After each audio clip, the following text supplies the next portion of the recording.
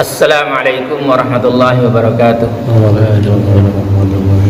Innal hamdalillah nahmaduhu wa nasta'inuhu wa nastaghfiruh wa na'udzu billahi min syururi anfusina wa min sayyiati a'malina. May yahdihillahu fala mudilla lahu wa may yudlil fala hadiya lahu. Asyhadu an la ilaha illallah wahdahu la syarika lahu wa asyhadu anna Muhammadan abduhu wa rasuluh.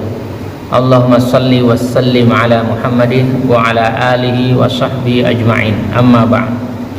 Ya ayyuhalladzina amanu taqullaha haqqa tuqatih wa la tamutunna illa wa antum muslimun. Ya ayyuhan nasu taqu rabbakumul ladzi khalaqakum min nafsin wahidah wa khalaqa minha zawjaha wa batta minhuma rijalan katsiran wa nisaa'a. Wattaqullaha alladzi tasaaluna bihi wal arham innallaha kana 'alaikum raqiba. Ya ayyuhalladzina amanu taqullaha wa qulu qawlan sadida yuslih lakum a'malakum wa yaghfir lakum dzunubakum wa may yuti'illaha wa rasulahu faqad faza fawzan 'azima. Alhamdulillahirabbil alamin. Pagi ini kita masih diberi kesempatan oleh Allah Subhanahu wa taala untuk dapat menunaikan sholat subuh secara berjamaah. Kemudian kita lanjutkan dengan tadabbur Al-Quran dan mengkaji hadis-hadis Rasulullah Sallallahu Alaihi Wasallam yang hanya kepadanya lah kita berharap ridha-Nya agar kita dan keluarga kita dijadikan oleh Allah Subhanahu Wa Taala ahlul Quran dan ahlul Jannah. Salawat serta salam semoga tercurah kepada Rasulullah Sallallahu Alaihi Wasallam, Muhammad bin Abdullah beserta keluarganya, para sahabatnya serta pengikutnya yang senantiasa menegakkan sunnah-sunnah Rasulullah Sallallahu Alaihi Wasallam hingga akhir kiamat kelak. Mari sama-sama kita buka dengan bacaan basmalah. Bismillahirrahmanirrahim. Ini hari Ahad tanggal berapa ini ya? 26 ya? Ya. Terus Lebaran tanggal berapa? 9. Hah? Tanggal 9. Berarti tinggal 13 hari lagi ya? 13 hari. Gitu ya? 13 hari lagi atau sampai 12 hari lagi ya. Nah, kemudian 12 hari diambil 7 hari itu ya. Tinggal 5 hari lagi sudah masuk Zulhijjah itu ya. Gitu ya. Jadi nanti diusahakan di 10 hari Zulhijjah itu hari-hari yang terbaik. Gitu. Yang mau puasa ya. Yang mau kurban potong kuku, potong rambut ya. Dari sekarang. Ya, dari sekarang ya. Usahakan dari sekarang ya.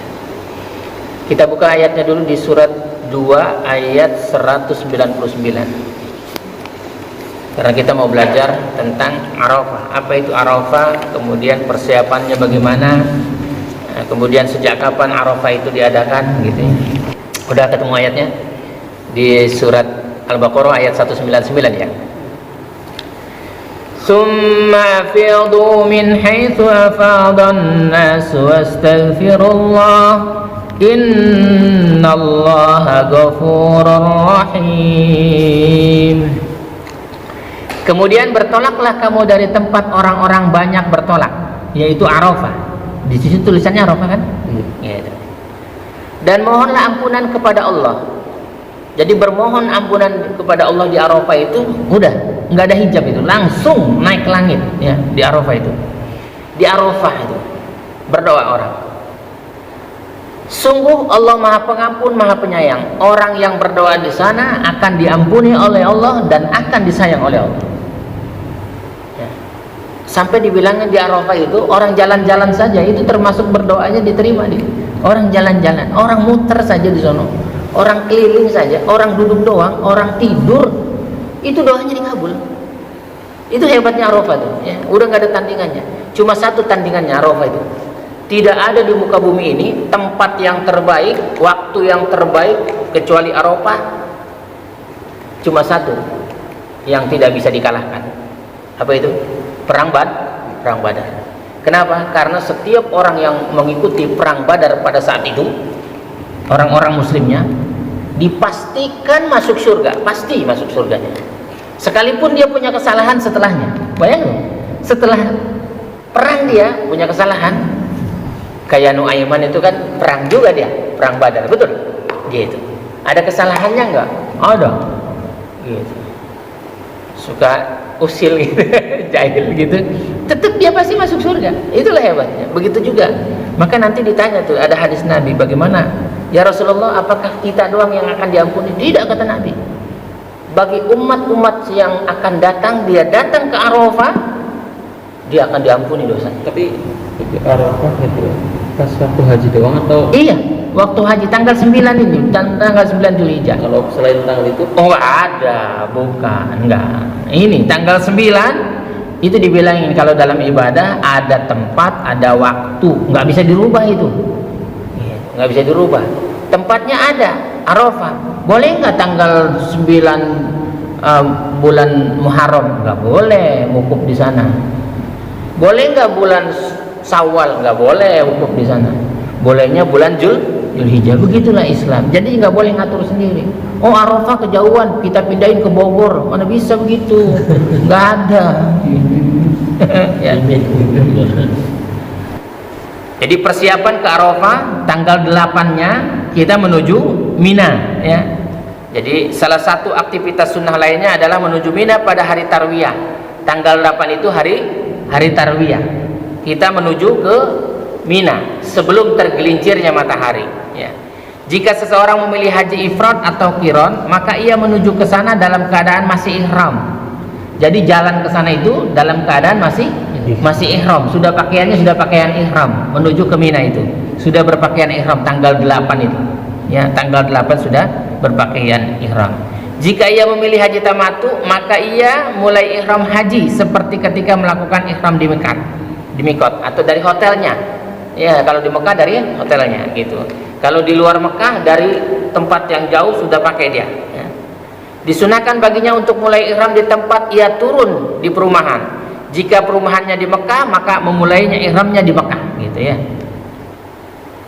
Jika di luar Mekah, maka memulai ihramnya di tempat turunnya di luar Mekah, ya. Jadi mulai tanggal 8 itu, ya, pakaian ihram. Rasulullah sallallahu alaihi wasallam bersabda, "Man kana munziluhu duna Makkah, famuhalluhu min ahlihi hatta ahlu Makkah yuhilluna min Makkah." Barang siapa yang tempat tinggalnya di luar Mekah, hendaklah memulai ihramnya dari tempat keluarganya di luar Mekah. Adapun penduduk Mekah memulai ihramnya dari Mekah.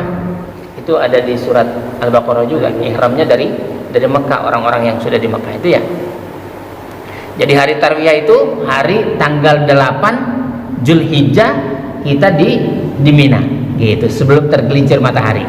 Setelah tergelincir matahari sampai nanti terbenamnya matahari dan subuh, nanti sampai subuh kita baru mulai menuju ke Arafah, kan ayatnya gitu, ya, menuju ke Arafah. Jadi pada hari ke-9 jamaah disunahkan menuju Arafah mulai hari tanggal 9-nya itu, mulai berjalan atau dengan berkendaraan setelah sholat subuh dari Mina menuju Arafah, dan itu melewati Muzdalifah itu, ya, melewati Muzdalifah dengan membaca takbir, tahlil, kemudian talbiyah. Mulai itu, ya, tanggal 9 pagi itu. Labbaik Allahumma labbaik, labbaik la syarika laka labbaik, innal hamda wan ni'mata laka wal mulk la syarika lak. Gitu. Dan disunnahkan kalau sudah di Arafah mandi. Mirba'al al-Ansari berkata, sesungguhnya Rasulullah sallallahu alaihi wasallam bersabda, "Kunu ala masyairikum fa innakum ala irtin min irti Ibrahim." Beradalah kalian di tempat-tempat ibadah haji kalian karena sesungguhnya kalian mengikuti jejak Nabi Ibrahim alaihi salam. Berarti Nabi Ibrahim dulu wukuf enggak? Berarti sudah ada wukuf sebelum Rasulullah mengajarkan syariat Islam, ya. Jadi sudah ada, ya. Jadi wukufnya ada di Arafah, nggak bisa pindah itu sampai kiamat, tetap di Arafah, ya. Mengikuti Nabi Ibrahim, mengikuti milahnya Ibrahim alaihissalam, ya. Khalilullah, kan dia Khalilullah, ya, kekasih Allah, ya. Kemudian keutamaannya orang yang berada di Arafah itu, bahwa sahabat yang mulia Jabir radhiyallahu an meriwayatkan bahwa Rasulullah sallallahu alaihi wasallam bersabda, "Ma min ayyamin 'indallahi afdalu min 'ashrin dzulhijjah." Tidak ada hari yang lebih utama di sisi Allah daripada 10 hari bulan Zulhijjah. Yang paling utama berarti 10 hari. Mulai tanggal 1 Zulhijjah kita sudah mulai puasa. Ya, gitu. Kecuali orang-orang yang sedang berhaji, ya, di Arafah itu tidak puasa, ya, tidak puasa dia, gitu. Di sana tidak puasa, ya. Dan hari-hari tasyrik di sana tidak berpuasa, ya. Kemudian seseorang bertanya, apakah juga lebih utama daripada mempersiapkan jihad di jalan Allah, ya, hari Arafah itu? Beliau menjawab, 10 hari Zulhijjah itu juga lebih utama daripada mempersiapkannya untuk jihad di jalan Allah. Tidak ada hari yang lebih utama daripada hari Arafah. Pada hari itu Allah turun di langit dunia. Jadi kalau ada hadis Nabi tentang turun di langit dunia, jangan ditanya bagaimana turunnya, bagaimana caranya, nggak boleh ditanya kayak begitu, ya. Ini orang lalu merasa bangga dengan penghuni bumi dan memberitahukannya kepada penghuni langit. Ia berfirman, lihatlah hamba-hambaku. Allah berfirman tuh, lihatlah hamba-hambaku, mereka datang kepadaku dengan penampilan rambut kusut dan tubuh yang berdebu. Bener, orang haji itu rambutnya kusut, badannya berdebu, jalan kaki debu, ya kan? Udah gak enak dilihat gitu. Tapi Allah bangga nggak? Allah bangga. Maka nggak usah dibanggakan sama manusia. Kalau Allah bangga, sudah bersyukur kepada Allah, ya kan? Ya. Mereka menyembelih kurban, datang dari setiap tempat yang jauh dan mengharap rahmatku. Padahal di Mekah saja Allah turunkan rahmat kemarin berapa? 120. Bagaimana Allah turunkan rahmat di Arafah, ya kan? Datang dari setiap tempat yang jauh dan mengharap rahmatku, walaupun mereka tidak melihat siksaku. Kan kita belum melihat siksanya Allah di neraka, gitu kan? Gitu. Tapi dia tetap menjadi tamu Allah, duyufur rahman. Maka tidak ada hari yang lebih banyak membebaskan manusia dari neraka daripada hari Arafah. Jadi terbebas orang dari neraka itu lebih banyak. Kenapa? Yang di Arafah itu terbebas. Bayangkan kalau 2 juta orang kumpul di sana, terbebas dari siksa neraka, gitu. Kemudian Anas bin Malik radhiyallahu an meriwayatkan Nabi sallallahu alaihi wasallam melakukan wukuf di Arafah. Ketika itu matahari hampir terbenam. Beliau bersabda kepada Bilal, "Ya Bilal, ansit linnas, wahai Bilal, perintahkanlah manusia agar mereka diam untuk mendengarkanku." Bilal lalu berdiri dan berkata, "Wahai orang-orang, dengarkanlah Rasulullah sallallahu alaihi wasallam." Mereka pun diam. Setelah suasana tenang, Rasulullah sallallahu alaihi wasallam bersabda, "Ya ma'syaran nas, atani Jibril alaihi salam anifan fa aqra'ani min rabbiyas salam wa qala innallaha azza wa jalla ghafara li ahli Arafat wa ahli al-masy'aril haram wa dhamina anhumut taba'at." Wahai manusia, kata Nabi, tadi Jibril datang kepadaku dengan menyampaikan salam kepadaku dari Tuhan. Allah memberikan salam melalui Jibril kepada Rasulullah. Dia juga berkata, sesungguhnya Allah mengampuni ahli Arafah dan ahli Masy'aril Haram dan menanggung beban-beban mereka. Diampuni orang-orang yang wukuf di Arafah. Mudah-mudahan jemaah haji yang sekarang diberikan kesehatan, kekuatan untuk dapat wukuf di Arafah dan mereka mendapatkan ampunan dari Allah Subhanahu wa taala, ya. Kita berdoa kepada Allah, ya. Kita banyak aja doain aja orang-orang banyak, gitu, ya. Lebih baik itu kita mendoakan orang lain, gitu, ya, dan mengagungkan Allah, ya. Nanti kalau kita sibuk mengagungkan Allah, mendoakan orang lain, kita nggak sempat lagi berdoa untuk diri kita, maka para malaikat akan mendoakan kita, ya, gitu. Ini enggak. Mendengar hal itu, Umar bin Khattab berdiri dan berkata, "Wahai Rasulullah, apakah itu khusus bagi kami?" Jadi khusus bagi Rasulullah dan para sahabatnya. Beliau bersabda, "Hadza lakum wa liman ata min ba'dikum ila yaumil qiyamah." Demikian untuk kalian dan orang-orang setelah kalian sampai hari kiamat. Jadi setelah Rasulullah, orang-orang yang datang dia mendapatkan ampunan. Ini kayak sekarang nih, orang pada datang ke Arafah, ya. Gitu. Maka bersyukur orang-orang yang nanti akan diberikan kesempatan oleh Allah wukuf di Arafah. Dia akan dibebaskan dari siksanya neraka. Gitu. Maka kita berdoa supaya diberikan kesempatan tahun depan oleh Allah Subhanahu wa taala untuk dapat wukuf di Arafah. Umar berkata, kebaikan Allah itu amat banyak.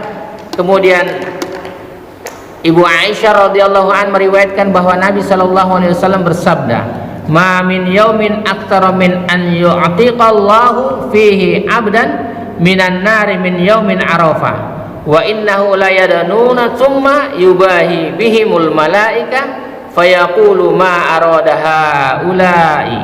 Tidak ada hari yang pada hari itu Allah membebaskan hambanya dari neraka dengan jumlah yang lebih banyak daripada hari Arafah. Sesungguhnya pada hari itu ia turun, Allah turun ke bumi dari langit dan membangga-banggakan mereka kepada para malaikat.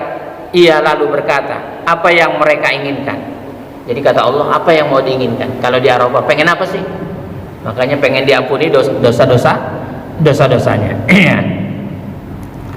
Sahabat yang mulia Abdurrahman bin Ya'mur meriwayatkan bahwa Rasulullah SAW memerintahkan kepada seseorang untuk menyerukan Al-Hajju Arafah.